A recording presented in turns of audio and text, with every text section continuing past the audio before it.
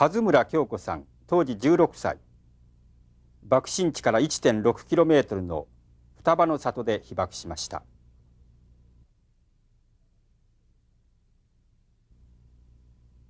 当時日本の戦局は悪化の一途をたどり、本土決戦を覚悟した大本営は20年4月、東京に第一総軍司令部、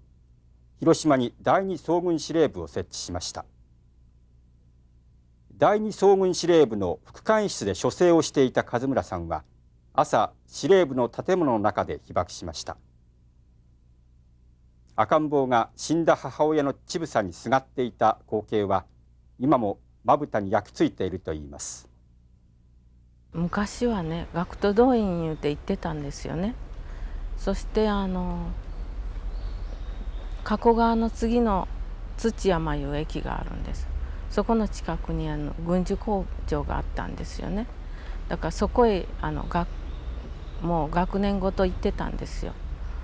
それで卒業しまして、そしてこっちへ就職ね、挺身隊いうのがあってね、昔はなんか家でブラブラしてる人はいけんとか言うてね、なんか引っ張られていくとかいうふうな話でね、なんか勤め先をね、そういうところ行った方が、軍関係の方行った方がねいいらしいいうことでね、私はあんまり知らなかったんですけどね、親がねもう就職をちゃんと決めてましてね、はよ広島へ帰らんにゃいて、向こうがね待ってるらしいからいて、次の人をね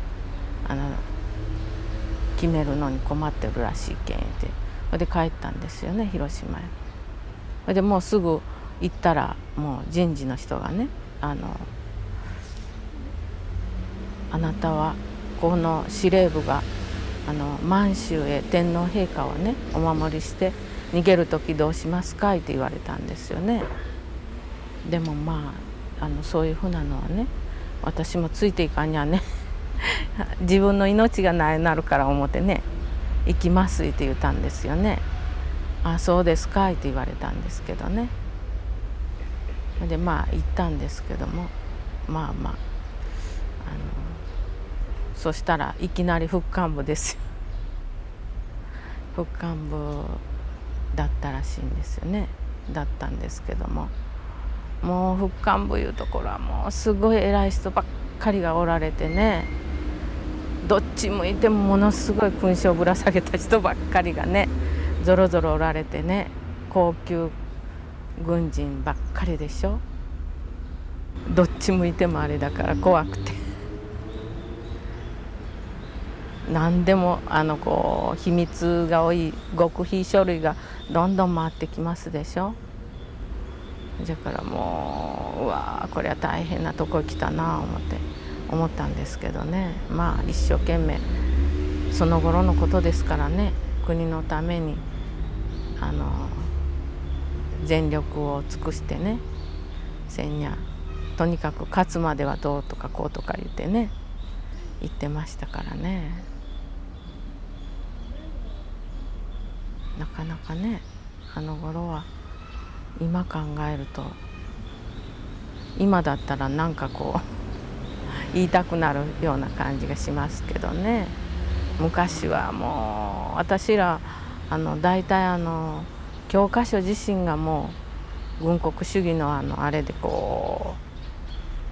う進め兵隊進めの教科書でしたからね、小学校から。だからもうそういうふうに塗りつぶされてましたから、そういうふうに教育されてましたからね、全然抵抗なかったです。8月6日の朝一軒置いて隣のね人が土屋眼科医ねの看護師さんだったんですよね。それで誘いに行ったらね、そしたら今日は休むから具合が悪いから言ってね休まれたんですよね。それで今日は一人で行くのさえんね思ってからね、それで汽車に乗ってきたんですよ。それで降りて広島駅降りたら空襲警報だったらしいよっていうことだったんですよね。それで解除になったりとかごちゃごちゃごちゃごちゃしてたんですよね。ああ解除になってよかったねとか言いながら、ほいでこうずっと踏切のところまで来たらね、解除になったよいうことだったのでね、ほいでずっと総軍司令部行って、そして2世の人のお昼のねお弁当の数をね調べるので、ほいでこう出かかったんですよ、部屋から。2世の人が何をしたんですか？情報、アメリカの情報をねこう聞くためにね広っ端にねこうテントを張ってね短波放送を聞いてたみたいです。だからその人たちはもう危ないいうことを知ってたみたいですけどね。2世の人がですか？知ってたんじゃないんでしょうかね。よく知りませんから、あんまりこう近寄ったらいけないいうふうになっとったから。ほいで部屋に入って、すぐ今の2世の人たちのねお昼のお弁当の数をちゃんと知らせないといけないでしょ。それで情報部言うんですけどね、それがテントがありましてね、大きなテントがあって、そこまで行って聞こうかな思って出かかった時にドカーンと来たわけですよね。ほいで兵隊さんが「あ爆弾じゃ!」言って「不正!」って言っちゃったからね。ほいで昔は爆弾が落ちた時にはね目と耳を塞いでねこういうふうにしてからね伏せたんですよね。そしたらそのうちにもう部屋の中が真っ暗になってね、カビ臭い匂いがしてね、壁土がねこうもうもっとこう落ちてこうあれしたらしいんですよね。真っ暗になってたですけどね。でしばらく様子見てましたらね、こう少し見えるような明るくなってきたからね。ほいで兵隊さんが「ついてこい」って言っちゃったから、その後ついてこうどういうんですかね柱やなんかをねこう乗り越えたりなんかしながらね逃げたんですよね。それで窓から飛び降りたんです。1階でしたからね。だから私らでも飛び降りられるぐらいの窓の高さでしたからね。それでポンと飛び降りたんですよね。で窓から降りて、そして行ってたら三鷹さんと出会って、あっち山へにいようって2人で「どっこも怪我ない」言うてね、2人でね「傷がなかってよかったね」言うて言いながら逃げたんですよね。それでちょうどそこへ町の方からね小学生 1,2 年ぐらいの男の子が泣きながらね、いっぱいもう全身やけどになって歩いてきたんですよ。泣きながら来よったからね「あらどうしたの?」って言ったら「外で遊んどったんよ」ってからね、夏休みですからね外で遊んどったらしい。「お母さんは?」って言ったら「お母さんは家で洗濯」ってほいでじゃあちょうど呉の海軍のね医療隊がねテントを張って来てましたからね、そこまでその子供を連れて行ってね並ばしてやって、そしてあれしたらも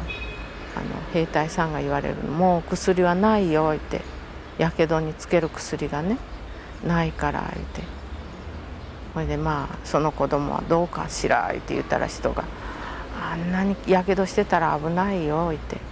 「助からんかもしれんよ」って言われたのを覚えてるんですけどね。ほいでもうこう兵隊さんたちが皆こう練兵場でねかぼちゃとかお芋とか作ったりなんかしたのをね農作業しとられたからね、夏ですからみんな裸になってねやっとられたから、それでもう背中の方はずっとやけどですよね。でその人たちがこうテントが張ってあるところを向いてうつ伏せになって言って隣で寝てますでしょ。ほいであくる日の朝見るとほとんどその人たちがあっちもこっちも亡くなられとるんですよね。ほいでその人たちにお水を汲んできてあげよう思って空き瓶をねこう湧き水が出るところまでこう山の中へ行ってからね入れてきよるとね途中で「水をくださいください」言って寝とっての人がね手を出してんですよ。ほいで「これ見てください」言って「宇治が湧いとるんですよ」言ってこうね宇治がこう湧いとるのをね見せて、ほいでねお水くださいって言われるからねかわいそうになってね、で何回もこう行ったり来たりしよったんですがねそばの兵隊さんにねあげるお水がねなくなるから悪いな思いながらも見ないふりをしてねスッスッスッと急いで走ってねすぐそばの兵隊さんにお水をあげたんですよね。お水をあげたら死ぬるいうことだったんですけどね、やっぱりかわいそうで見とられませんでしたからね。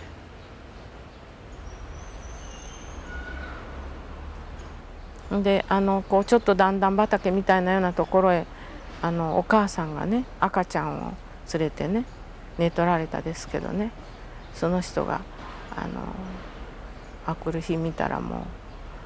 赤ちゃんは泣いてるんですけどね、もうお乳が出ないからお母さん死んでるのをね知らんの一生懸命お乳飲んでるから、そういうふうなのは本当もう嫌ですね。赤ちゃんもいつの間にやらおらんようになったですよ。もう亡くなった人はどんどんこうそこを置いとかないんですよね。片付けていくみたいな感じでね、人間じゃないですよね。もう物みたいな感じでねどんどんなんかこう人が来てからに朝になるとその周囲の人がねほとんど死んでるのはねさっさと片付けたみたいですね。死骸になったのはね。それからこうまとめてこうどっかで焼くとかそういうふうな作業する人がいたんじゃないんでしょうかね。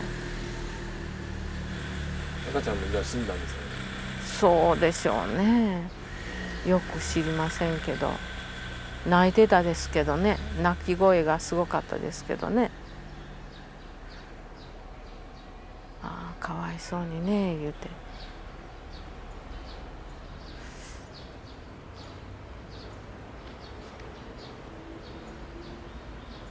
いえでもね私ちょうど娘がね今年赤ちゃんを産みましたからね、やっぱりそういうふうなのを見ますとねかわいそうなねいうふうな感じ、平和でよかったないうふうな感じがしますね。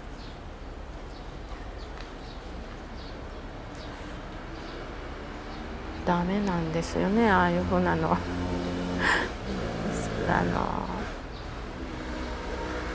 今は本当にね平和になってよかったです。平和な時代に生まれてね。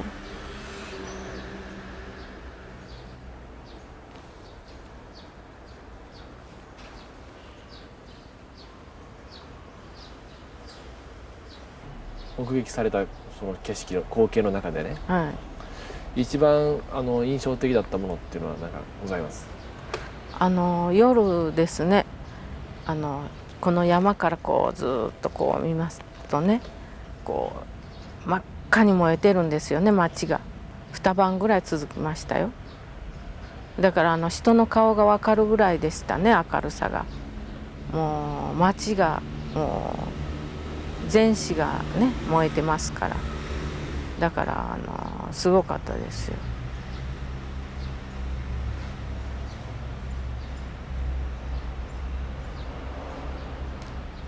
で私の知った方がねこう山のそばに寝取られたからね「どうされたん?」って言ったら足をその屋根のたるきいうんですか、あれがこう落ちてきてね、そして動かれんようになったん。そこへね兵隊さんで助けてもらったんよ言ってから、その自分の力ではねどうにもならんかったらしいです。ほいでなんか兵隊さんが23人でこうてこみたいにこう上げてね、こうその人をこう引っ張り出してくださったんよ言ってから言っちゃったですかね。大きな体格した兵隊さんなんかが言ってうなってね、寝取られたからね。だからまあみんなどうされたのかないうふうに、もう一晩明けるとね、もうあっちもこっちにもね、結局死体ですよね。もうどんどんあれをしとられたですよ。もうこうどういうんですか、焚き木を積むようにね、人間をこう積んでからにね、そして火をつけて、そして燃やして、だからもう三鷹さんと2人で、まあこれ本当にこの世の地獄よねって2人でね、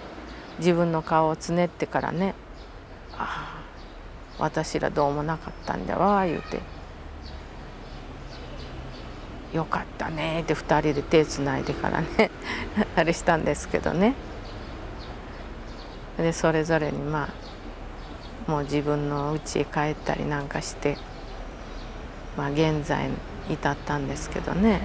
自分が好き好んでね原爆受けたんじゃないですからね。これでどうして広島なんかに来たのかな思って私思うんですけどね。たまたまそれがあれだったんでしょうけどね、そういう巡り合わせになってたんでしょうけどね。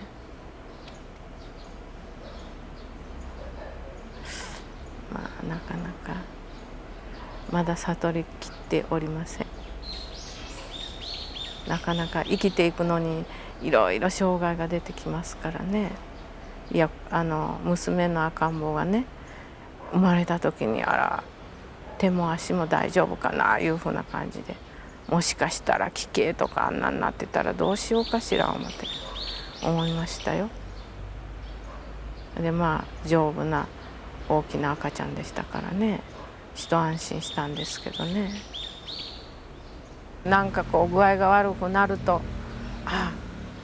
原爆のせいかねいうふうな感じになるんですよね。だからすぐ兄弟なんかでも私が脳死をなんかした時に「ああお姉ちゃんは原爆受けてるからねそういうふうになったんよ」って、そうでなかったらねそんな病気にはならんかったんじゃ言うて、まあがんでなかったからいいようなもんですけどね。お医者さんが「がんでなかったけよかったんよ」って、原爆なんていうのはもう今頃はもう次から次ね核実験してるでしょう。ああいうふうなのも嫌ですね。